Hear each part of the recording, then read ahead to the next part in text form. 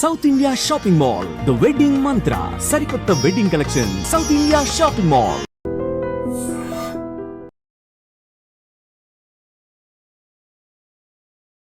కేసీఆర్ గారికి తెలియకుండా జరిగిందా మ్యామ్ స్కామ్? తెలియదు కదా. తెలియదు. ఓకే, అందుకేనా ఇప్పుడు కవిత గారిని గట్టిగా నువ్వు ఆగు, కొంచెం ఆగు, నువ్వు తొందరపడకు అని, పార్టీకి నష్టమైంది, నష్టం అవుతుంది కాబట్టి నువ్వు కామ్ డౌన్. మ్యామ్ అసలు కవిత గారి తెలంగాణ జాగృతి తరఫున ఆమె బతుకమ్మ పోతేనే ఓ బీఆర్ఎస్ క్యాడర్ అంతా కదిలిపోతుండే. ఇట్లాంటిది అసలు ఎవరు లేరు, ఎవరు కనిపిస్తలేరు ఆమె ఎంట. అదేనా అంటే జస్ట్ కేసీఆర్ గారు ఆగండి అంటే అది ఎవరైనా అది కన్న కూతురు కానీ కన్న కొడుకు కానీ అంతేనా? అట్లే ఉంటుందా? ఆగండి అనే చెప్తారు కదా అండి. మరి పరిస్థితుల ప్రకారమే లీడరు మూమెంట్ ఉంటుంది కదా, అది అర్థం చేసుకోవాలి కదా.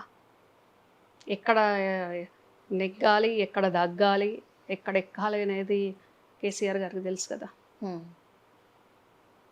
సో ఎప్పటి నుంచి అయితే జైలు నుంచి వచ్చినప్పటి నుంచి కూడా ఈ పోరు ఉందనమాట. నాకు ఇది సరిపోదు, నాకేదో ఇవ్వాలి అని తను స్టార్ట్ చేసినట్టు లెక్క, అంతేనా? జైలుకు వెళ్ళక ముందు నుండేనండి. ఓహో, వెళ్ళక ముందు నుంచే సెకండ్ టైం గవర్నమెంట్ వచ్చినప్పటి నుండే అది జరుగుతుంది. గవర్నమెంట్ పోయాక కాదు, ఒక ముందు నుంచే జరుగుతుంది ఉంది. ఓకే, ఎందుకని అట్లా కవిత గారికి అంత నెగిటివ్ ఎందుకు వచ్చింది మ్యామ్? ఏ నెగిటివ్ అంటారు? అంటే తను ఓడిపోవడానికి రీజన్ ఏంటి? ఎంపీగా ఓడిపోవడానికి రీజన్ ఏంటి? లాస్ట్కి వస్తే ఎమ్మెల్సీగా అది కూడా ఏ హడావిడి, అసలు గెలిచినా కూడా గెలిచిండ్రు అన్నట్టుగానే అది కూడా ఏం హడావిడి చేయలేదు. ఎందుకట్లా? కవిత పిఎల్ కానీ, కవిత జాగృతిలో ఉన్న అందరూ కాదు, కొందరు ఆ టీంలో ఉన్న కొందరు వాళ్ళ వల్ల కవిత వాళ్ళని బ్లైండ్గా నమ్మింది. ఓకే, ఇప్పుడు ఎంతసేపు బయట వాళ్ళు కేసీఆర్కు ప్రజలతోటి యాక్సెసిబిలిటీ లేదు, లీడర్లకు లేదు అని అంటారు. అవును, అట్లాగే కవితకు కూడా వాళ్ళ జాగృతిలో తెలంగాణ వైడ్గా జాగృతి ఉంది కదా, జాగృతి మెంబర్స్కి డైరెక్ట్ కవిత ఫోన్ మాట్లాడడానికి ఉండదు, కవిత ఇంటికి వెళ్తే కలుసుకోవడానికి ఉండదు. నిజామాబాద్ పిఎల్ కానీ, హైదరాబాద్ పిఎల్ కానీ వాళ్ళు ఓకే అనుకుంటేనే కవితకు ఫోన్ పోతుంది. వాళ్ళకు ఎవరైనా ఫోన్ చేసి ఏదైనా అవసరానికో, ఇన్విటేషన్ ఇవ్వడానికో, లేకుంటే వాళ్ళ ప్రాబ్లమ్స్ చెప్పుకోవడానికో, జాగృతి వాళ్ళే కానివ్వండి, కమ్యూనిటీ వాళ్ళే కానివ్వండి, బంధువులే కానివ్వండి, ఎవరు ఈ పిఏలకు ఫోన్ చేస్తే 4-5 కోట్ల డీల్ అయితేనే ఫోన్ కల్పిస్తాం. ఈ రకంగా అన్నాక ఎట్లుంటుంది చెప్పండి? ఓకే, ఓన్లీ పైసా ఉంటేనే మాట్లాడు, లేకపోతే అసలు లేదుగా, అంతేనా? అంటే ఆ టైపే ఇక మూటకే మాట. బాబోయ్, నిజామాబాద్ పిఎల్ అంతే, హైదరాబాద్ పిఎల్ అంతే. ఓకే, మా with in the family members functions అయితేనే, మ్యారేజో ఏదో ఉంటే కూడా ఫస్ట్ కజిన్స్ కానివ్వండి, మా ఫాదర్ కజిన్స్ పిల్లలు కానీ ఎవరు వచ్చినా కవిత గేటుకు లోపలికి కూడా పోనీయరు. పిఎల్ వచ్చిన వాళ్ళని ఫస్ట్ కిందికి మీదకి చూసి, ఏ కార్లో వచ్చిందని చూసి అప్పుడు అడిగి మేము ఇస్తాంలేండి మేడంకు అని. ఓన్ కజిన్స్ వస్తే కూడా పైకి వెళ్ళడానికి ఉండదు. అమ్మో, ఆ రకంగా ఉంటే ఎట్లయితుంది? ఎట్లా గెలుస్తుంది చెప్పండి? సో గ్రౌండ్లో అది వెళ్ళిపోయింది. యాక్చువల్లీ మీరు చెప్తున్న ఏవైతున్నదో అది కనిపించింది గ్రౌండ్లో, అందుకనే కదా.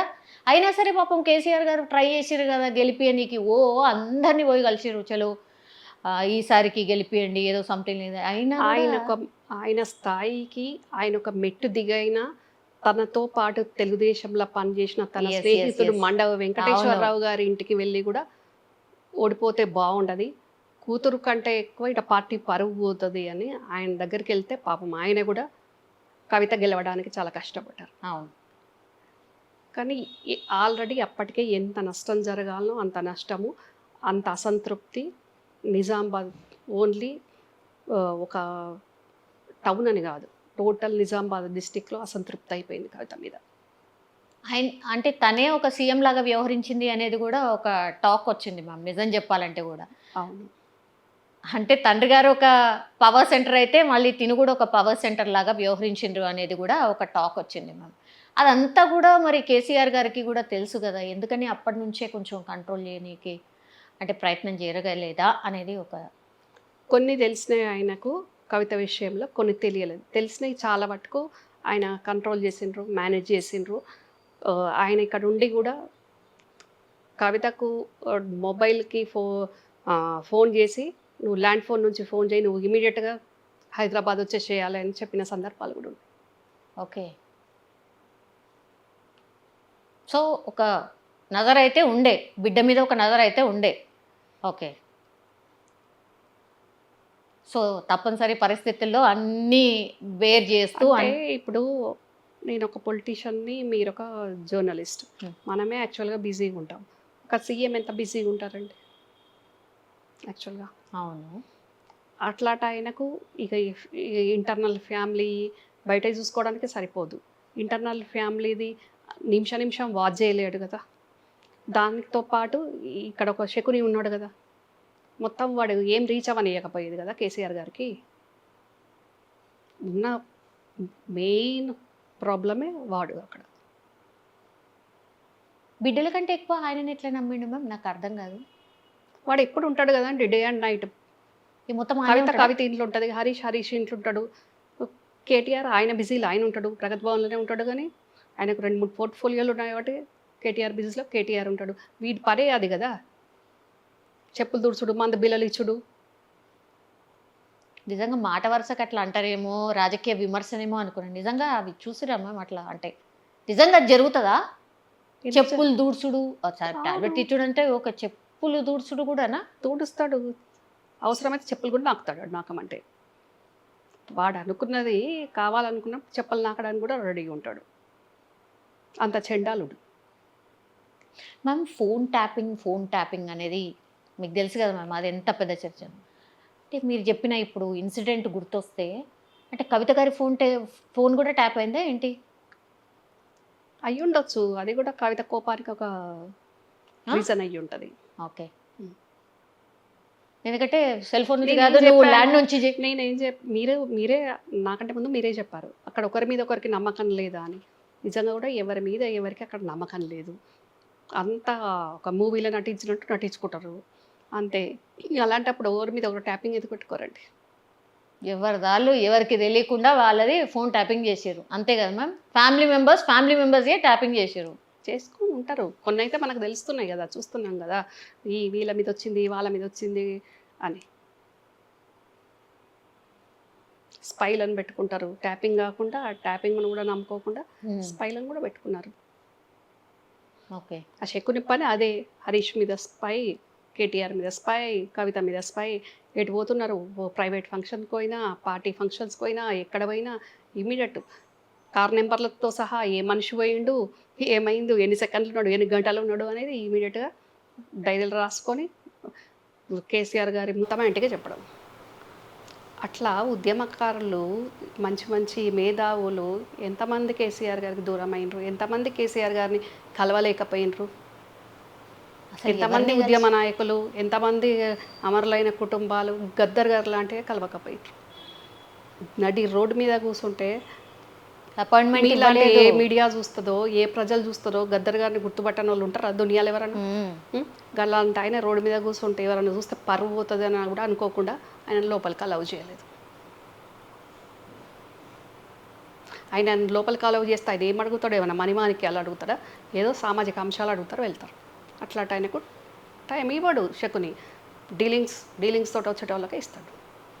ఇప్పుడు కజిన్స్కి కూడా ఎల్లో లేదు మ్యామ్. మరి కెమెరాల ముందట అసలు రాఖీ రోజు లేదంటే బతుకమ్మ రోజు అసలు వాళ్ళ కజిన్స్ వాళ్ళే కనిపిస్తారు కదా మేము. అదంతా నటనేనైనా ఇక మరి అక్కడ జరుగుతుందంతా?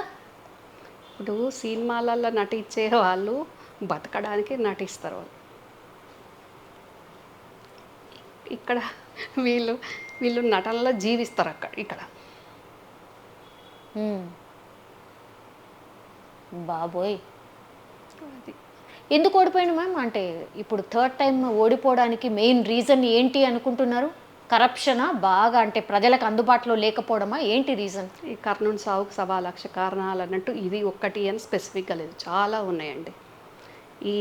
ఈ శకుని గానికి ఒక కోటరీ ఉంటుంది. ఆ కోటరీ ప్లస్ పార్టీలో ఉన్న పెద్ద లీడర్స్ కానీ చిన్న లీడర్స్ కానీ కేసీఆర్ గారు యాక్సెస్ లేకపోవడం, ఏదైనా ప్రాబ్లం ఉంటే చెప్పుకుందామంటే హరీష్ ఏ టైంలో ఎక్కడ ఉంటాడో, కేటీఆర్ ఎక్కడ ఉంటాడో, కవిత ఎక్కడ ఉంటాడో ఎవరు దొరకరు.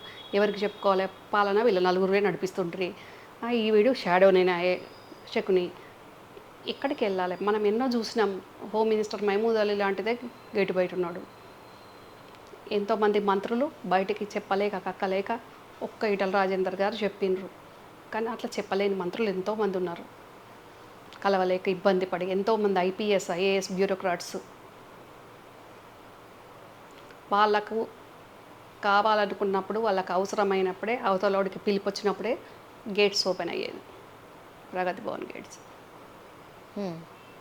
ఇక్కడ రాఖీ కూడా అంతే, అందులో భాగమే. ఓకే. కేటీఆర్ గారి మనస్తత్వం ఏందండి? అంటే ఎట్లా? యాక్చువల్గా ఆయనకు దోసుకోవాలి దాసుకోవాలని ఉండదు. ఉండదా? ఓకే. అసలు ఉండదు. ఓకే. ఆయనకు ఒకటే ఏం కోరుకుంటారంటే నాకే పవర్ ఉండాలి, నాకు కూర్చి నాకు ఇంపార్టెంట్, అంతవరకు. అచ్చా, ఈ తినకు పవర్ కావాలి, కవిత గారికి కూడా పవర్ కావాలి. ఇక్కడ వచ్చిందా అసలు బాధ? వాటాలు వంచది. నో చాలా లాట్ ఆఫ్ డిఫరెన్స్ ఉంది. కేసీఆర్ గారికి ఓన్లీ పవరే ఇంపార్టెంట్. ఓకే. తన ఈగో హర్ట్ అయితే పవరే ఇంపార్టెంట్ అనుకుంటారు. కవిత అట్లా కాదు, కవితకు అన్నీ కావాలి. ఓకే. మిగతా వాళ్ళన్నా కొంచెం ఒకటి మైనస్ అయినా ఒకటి మళ్ళీ ఇంకో దగ్గర కవర్ చేసుకుంటారు, అడ్జస్ట్ అవుతారు.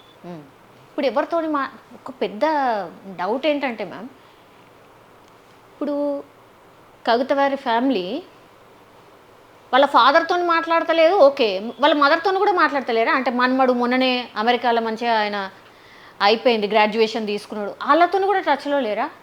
వాళ్ళ అమ్మతో మాట్లాడుతుంది, ఫోన్ మాట్లాడుతుంది. ఓకే. ఫామ్ హౌస్కి వెళ్తే కూడా కేసీఆర్ గారితో మాట్లాడలేదు, కానీ వాళ్ళ అమ్మతో మాట్లాడుకుంటుంది కదా. ఇప్పుడు రీసెంట్లీ కూడా పోయేసి వచ్చిరా? పోలేగా, రీసెంట్ పోలేదు, జైలు నుండి వచ్చాక చెప్తున్నాను. ఓకే. ఎన్ని రోజుల నుంచి దూరం అయిపోయినారు మ్యామ్? అంటే ఫర్ అన్ ఇన్ఫర్మేషన్, వీళ్ళ ఫ్యామిలీ నుంచి డిఫరెన్స్ చాలా దూరం ఎప్పటి నుంచి స్టార్ట్ అయింది? ఎప్పుడైతే లిక్కర్ స్కామ్లో కవిత పేరు బయటకు వచ్చిందో అప్పటి నుంచి కేసీఆర్ షాక్ అయిపోయినరు. తప్పదు లేదు, కవిత జైలుకి వెళ్ళే పరిస్థితి. ఇంకా ఆయనకు అదొక చాలా ఆయన లైఫ్లో ఇబ్బందికరమైన సిచ్యువేషన్ అంటే అదే కదండి.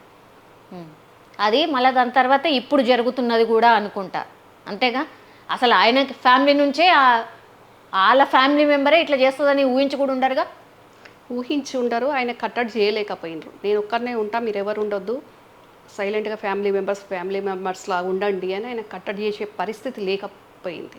ఎందుకంటే అక్కడ రిమోట్ వేరే దగ్గర ఉంది కదా, ఆ రిమోట్ ఆపరేట్ చేసే శశికళ ట్రాప్లో శోభమ్మ ఉంటుంది కదా, అందుకని ఈయనది చెల్లుబాటు కాదన్నమాట.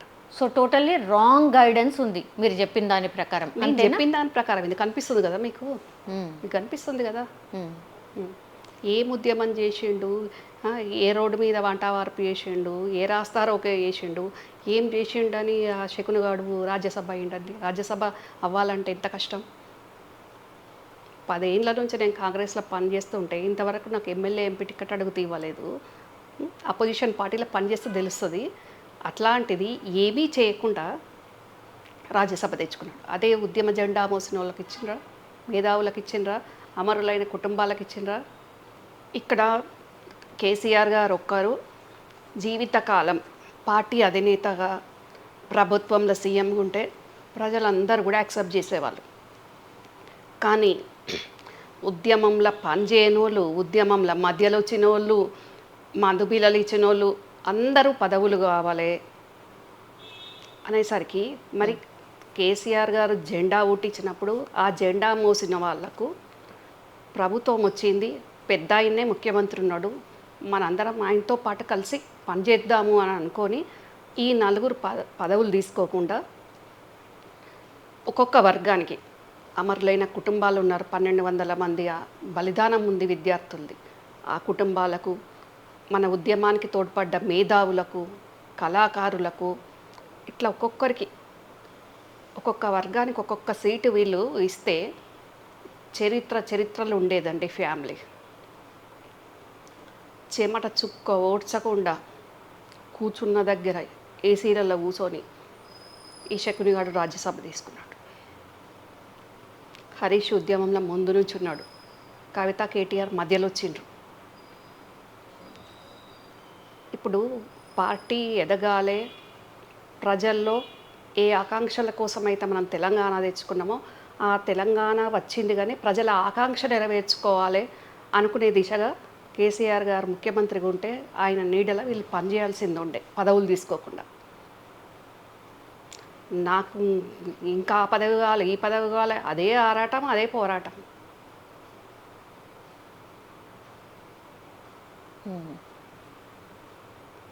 ఇది ఎంతవరకు కరెక్టు? నేను అక్కడ ఉన్నప్పుడు ఏ పదవి అడగలేదు, నేను ఏ టికెట్ అడగలేదు సౌమ్య గారు. అయినా నన్ను చాలా ఇబ్బంది చేసి బయటికి నెట్టేసినట్టు పంపించేసిండ్రు. వచ్చి నేను కాంగ్రెస్లో పని చేసుకుంటున్నాను. అంటే ఎందుకు చెప్తున్నానంటే, వేరే పార్టీల పని చేస్తే ఏ రకంగా ఉంటుంది, ఎంత టైం పడుతుంది అనేది వీళ్ళకి తెలియదు. ఎగ్జాక్ట్లీ 10 ఏళ్ళు అవుతుంది, అయినా సరే యాజ్ ఎ కార్యకర్తగానే ఉన్నారు, కానీ ఇంకా కూడా మీకు ఏ పదవి కానీ ఏ టికెట్ కానీ ఇంకా కూడా ఎదురాలి. అంటే రాతో రాతో కార్యకర్తగా ఏం లేను, పార్టీ పదవులు ఉన్నాయి నాకు. Yeah. కానీ నాకు ఇంతవరకు ఎమ్మెల్యే ఎంపీ టికెట్ రాలేదు. Yes, కానీ yes. వీళ్ళకు పని చేసిన వాళ్ళకు, మధ్యలో వచ్చిన వాళ్ళకు, పని చేయని వాళ్ళకు కూడా రాజ్యసభలు వచ్చినాయి. అంటే ఎంత ఈజీగా ముందట ఒక స్వీట్ బాక్స్ ఉంటే స్వీట్ తీసుకొని తిన్నంత ఈజీగా వీళ్ళకి పదవులు వచ్చినాయి. అది ఎవరి దయ, ఎవరి పుణ్యం? తెలంగాణ ప్రజల దయ. అంతే కదా. అధికారం అక్కడ ప్రజలు ఓట్లేస్తేనే కదా మనకు అధికారం వచ్చేది. ఇవ్వడం కేసీఆర్ గారు ఇచ్చిన ఆ ప్రజలు పట్టం కట్టిన అధికారమే కదా అల్టిమేట్గా. ఆ ప్రజల గురించి ఇప్పుడు ప్రతిపక్షంలో ఉండి ఇప్పుడైనా మనం 10 సంవత్సరాలు అధికారంలో ఉన్నప్పుడు ప్రజలకు ఇచ్చిన హామీలు నెరవేర్చలేకపోయినాం, పార్టీ జెండా మోసిన వాళ్ళకు న్యాయం చేయలేకపోయినాం అన్న సొయ్యి లేకుండా ఇంకా కూడా వీళ్ళదే ఆరాటం, ఇంకా ఆధిపత్య పోరాటం.